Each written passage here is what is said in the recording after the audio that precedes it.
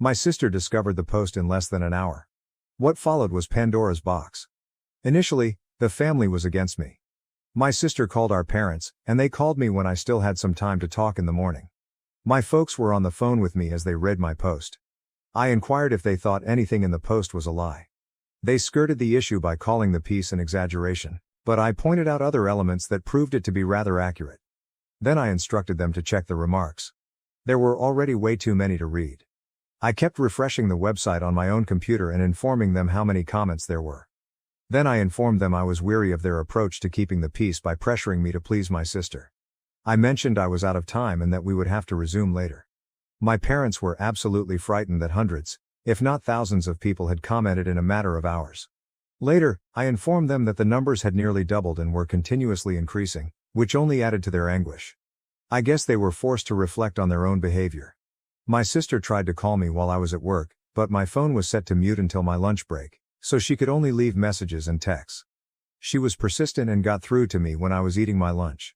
The gist of the talk was that my post had pushed our parents away from her side, and they were now angry with her. My parents canceled the entire vacation after their dispute. Yes, they eventually admitted that they simply passed the blame out of embarrassment and accepted full responsibility. They told me that no justification could justify making me their go-to free babysitter when I no longer lived at home. They attempted to backtrack a little by pointing out that they never charged me rent when I was in college, but I reminded them that children do not beg to be born, and I was working hard to make my own way. Then I mentioned that my father had the same advantage because his parents allowed him to live at home for free while in college. That very much ended whatever dispute my folks had left. When my sister called me at lunch, I explained the situation to her, and she revealed her true colors. She intimated that I had no life and that my free time on weekends should be spent assisting her because she is exhausted and unable to go out without her children unless they are being watched. She is a stay-at-home mother whose husband earns a respectable living. They reside in a decent house that is owned rather than rented. To be honest, my nephews aren't really my responsibility. They simply imposed them on me and expected it to stay that way. My sister abruptly hung up on me, but I had recorded the conversation and played it for my parents later.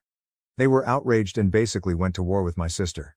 She dug her heels in, blamed me, and then reaffirmed her idea that my existence should center around her. I told her that was the most narcissistic and entitled thing she had ever said about me. It took days, but her husband eventually intervened and pushed her to apologize to me. I'd never seen her so intimidated by anyone, but she was on the point of tears.